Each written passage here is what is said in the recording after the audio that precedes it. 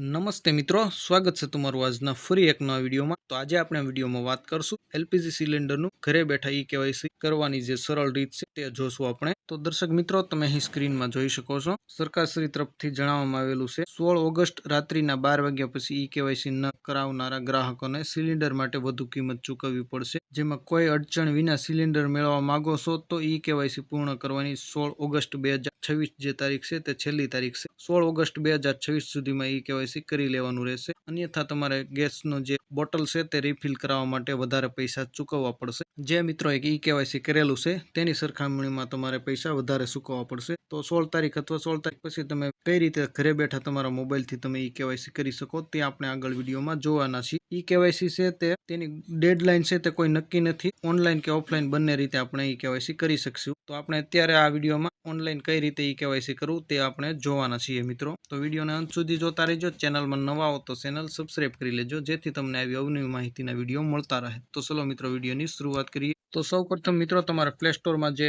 HP gas અથવા Indian Bharat gas જેવી કંપનીનું કનેક્શન હોય તેની એપ ડાઉનલોડ કરી લેવાની છે। પ્લે સ્ટોર ઉપર જઈને તમારે એપ છે તે ડાઉનલોડ કરી લેવાની છે। ત્યાર પછી ઓથેન્ટિકેશન માટે આધાર ફેસ રીડર એપ છે તે પણ ડાઉનલોડ કરી લેવાની છે। જે પ્લે સ્ટોરમાં બંને કંપનીની એપ છે તે તમને પ્લે સ્ટોરમાંથી મળી જશે। ત્યાર પછીનું મિત્રો જે સેકન્ડ સ્ટેપ છે તેમાં ઈ કેવાયસીના વિકલ્પો તમારે પસંદ કરવાના રહેશે। સૌપ્રથમ એલપીજી કંપનીની એપમાં ઈ કેવાયસી આધાર ઓથેન્ટિકેશનનો વિકલ્પ શોધવાનો રહેશે અને તેમાં ઓથેન્ટિકેશનનો વિકલ્પ શોધી અને તેના ઉપર તમારે ક્લિક કરી અને સિલેક્ટ કરી લેવાનું છે। ત્યાર પછી આધાર ઓથેન્ટિકેશન શરૂ કરો, જેમાં ક્લિક કરતાની સાથે જ તમને આધાર વેરિફિકેશનની પ્રક્રિયા શરૂ થઈ જશે, જે તમારે સૌપ્રથમ કરી લેવાની છે આધાર વેરિફિકેશનની પ્રક્રિયા। ત્યાર પછીનું મિત્રો આપણે ચોથા સ્ટેપની વાત કરીએ તો મિત્રો, તમારે ચોથું સ્ટેપ છે તેની અંદર તમારે ફેસ ઓથેન્ટિકેશન પર જવાનું રહેશે। જેમાં ફેસ ઓથેન્ટિકેશન શરૂ થવા પર એપ તમને આધાર ફેસ રીડર એપ છે તેના ઉપર લઈ જશે। જે આધાર કાર્ડનું ફેસ રીડ કરવાની એપ છે તેમાં તમને રીડાયરેક્ટ કરશે। ત્યાર પછી તમારે જે ચહેરો છે તે આપણું ફેસ એટલે કે મોઢા સામે આપણે જે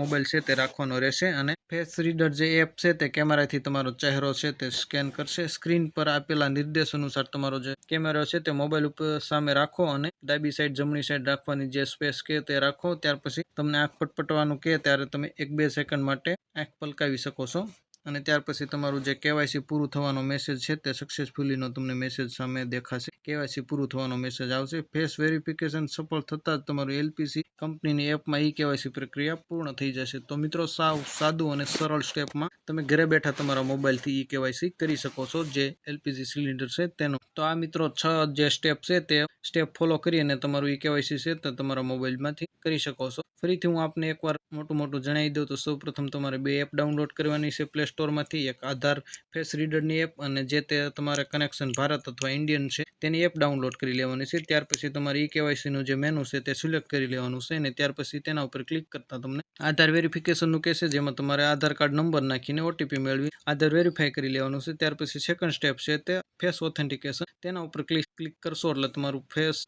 જે સ્કેન કરવાનું છે પ્રક્રિયા તે ચાલુ થઈ જશે। તે તમારે ફેસ સામે રાખી અને ફેસ સ્કેન કરી લેવાનો છે એટલે તમારું જે કેવાયસી છે તે પૂર્ણ થઈ જશે। તો આવી રીતે તમે વહેલી તકે તમારું જે આધાર કાર્ડ તમારું એલપીજી સિલિન્ડર કનેક્શન છે તેને ઈ કેવાયસી કરી લો। આશા રાખું આ વિડીયો તમને પસંદ આવ્યો હશે મિત્રો। વિડીયો પસંદ આવે તો વિડીયોને લાઇક, શેર, ચેનલને સબસ્ક્રાઇબ કરવાનું ભૂલતા નહીં। તમારા કોઈ પ્રશ્ન હોય તો ચોક્કસ અમને કમેન્ટ કરીને જણાવજો, અમે તમારા પ્રશ્નોનો ઉત્તર આપીશું।